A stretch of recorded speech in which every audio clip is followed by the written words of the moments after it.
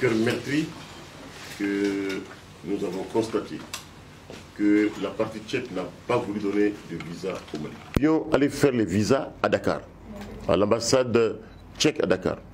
Nous avons souligné à FIBA la difficulté que nous avions avec notre département des sports et les finances. Ce n'était pas prévu dans notre budget. On a demandé que la République tchèque qui est à Dakar tout près nous envoie à une ambassade à Bamako ici la délégation pour qu'on fasse les visas. On a saisi l'ambassade royale d'Espagne qui a donné toute sa disponibilité. Lorsque l'ambassade d'Espagne donne sa disponibilité jusqu'à jeudi après-midi, ça veut dire que dans cette procédure-là, c'est faisable. Les Tchèques ont refusé qu'il fallait qu'on aille à Dakar. Mais pire que ça, pire, le 3 juillet, notre ambassadeur à Dakar, Biro Diallo, a appelé l'ambassadeur tchèque à Dakar pour lui demander de donner l'autorisation pour qu'on fasse les visas à Bamako. L'ambassadeur tchèque à Dakar rétorque à notre ambassadeur Biro Diallo que non seulement elle ne donnera pas d'instruction à Bamako pour faire les visas à l'ambassade d'Espagne, mais que même si nous allons à Dakar, elle ne pourra pas faire nos visas parce qu'elle a 30 visas sur la main et elle n'a que 1 ou 2 agents consulaires pour faire les visas. Qu'est-ce à dire? C'est empêcher le Mali d'aller à cette compétition. Et curieusement, de façon fallacieuse, qu'est-ce que nous apprenons hier? Que c'est parce qu'il y avait 2 militaires sur la liste du Mali. Oui, il y a 2 militaires sur la liste du Mali. On a un entraîneur adjoint, Aminata Sidibé, qui est militaire. On a notre préparateur physique, Doucouré, qui est gendarme. Notre pays a une armée qui est intellectuelle. Si nous avons des compétences au niveau de l'armée du Mali, pourquoi on ne les prendrait pas? Pourquoi on ne les prendrait pas? Les enfants du Mali ont été sacrifiés sur un terrain géostratégique et politique. C'est tout. C'est le positionnement du Mali au niveau international qui fait qu'on nous empêche d'aller à cette Coupe du Monde. Mais lorsque déjà il y a un cas, la Suisse a donné mandat aux Pays-Bas. Pourquoi la Tchéquie ne donne pas mandat à un pays de l'Union de Schengen à Bamako pour nous permettre d'avoir les visas? Moi je pense que il faut que FIBA réagisse. Ils ne vont pas réagir, mais il faut que FIBA réagisse. Parce qu'à la FIFA, cela n'interviendra jamais, n'arrivera jamais. À la FIFA, ça n'arrivera jamais. Lorsque la FIFA donne une compétition à un pays, tu as obligation de donner visa, quels que soient les moyens, aux pays participants. C'est à la FIBA d'imposer aux pays organisateurs qu'on nous donne les visas, quels que soient les moyens. Le Mali n'est pas un pays invité à la Coupe du Monde.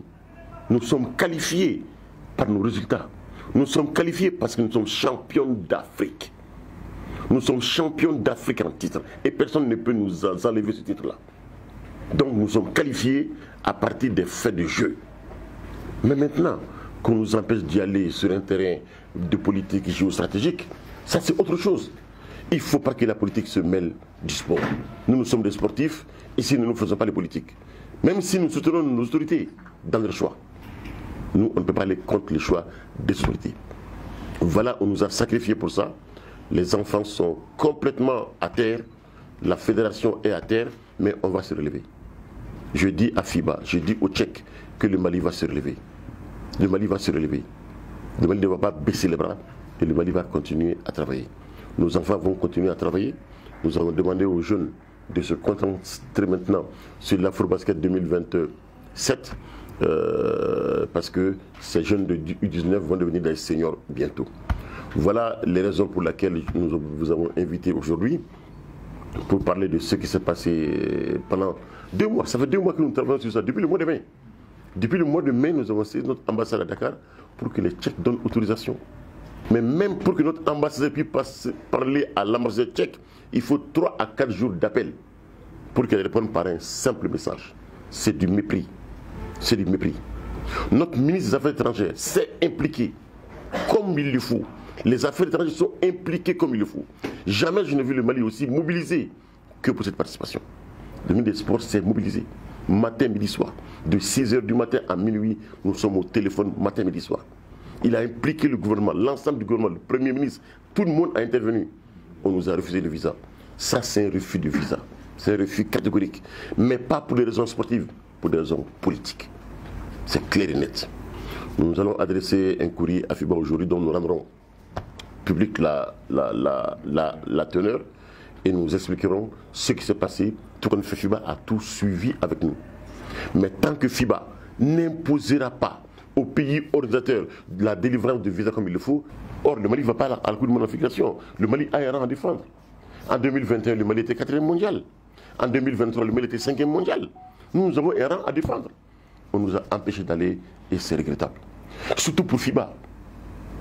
Pour FIBA, c'est regrettable que FIBA se laisse mener par des autorités tchèques qui refusent de nous donner le visa sous le fallacieux prétexte que nous ne sommes pas allés à Dakar. Mais la vraie raison qui a été invoquée hier à des autorités de notre département des sports, c'est qu'il y avait 2 militaires sur la liste. Hier après-midi, l'ambassade tchèque a appelé pour qu'on aille à Dakar ce matin, qui vont donner le visa aujourd'hui. Mais il n'y a pas de vol. S'il n'y a pas de vol, qu'est-ce que je fais? Je n'ai pas les moyens de louer un avion. Entre hier à 18h et aujourd'hui et ce matin, comment louer un avion? Je n'en ai pas les moyens.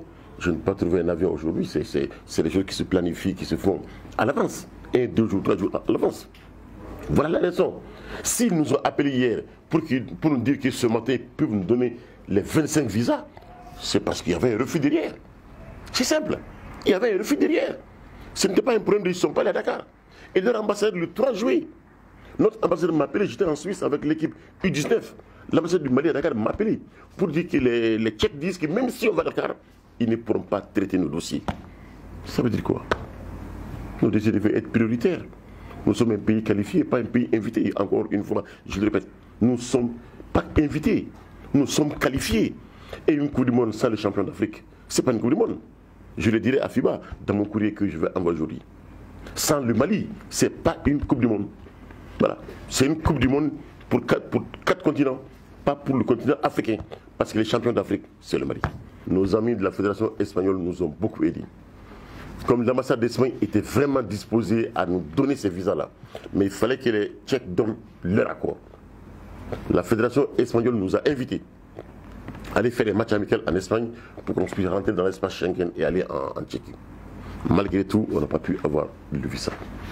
Je voudrais vraiment remercier la Fédération espagnole pour ce geste amical qui nous va droit au cœur. Je remercie l'ambassadeur du Mali à Dakar, Biro Diallo, qui s'est impliqué, qui a mobilisé toute son ambassade pour qu'on puisse avoir ces visas, mais on n'a pas pu les avoir. Je remercie le ministre des Affaires étrangères, Abdoulaye Diop, qui s'est mobilisé aussi, qui a mis tous ses services en branle, mais on n'a pas pu avoir ces visas. Je remercie enfin le ministre des Sports, qui, depuis que ça a commencé, est avec nous matin, midi, soir. Voilà un peu la situation. C'est regrettable pour notre pays, c'est regrettable surtout pour FIBA. Parce qu'une Coupe du Monde sans un champion d'Afrique, imagine une Coupe du Monde sans le champion d'Europe, sans le champion d'Amérique. C'est pas une Coupe du Monde ça. Ils vont faire une Coupe du Monde, mais pas une vraie Coupe du Monde.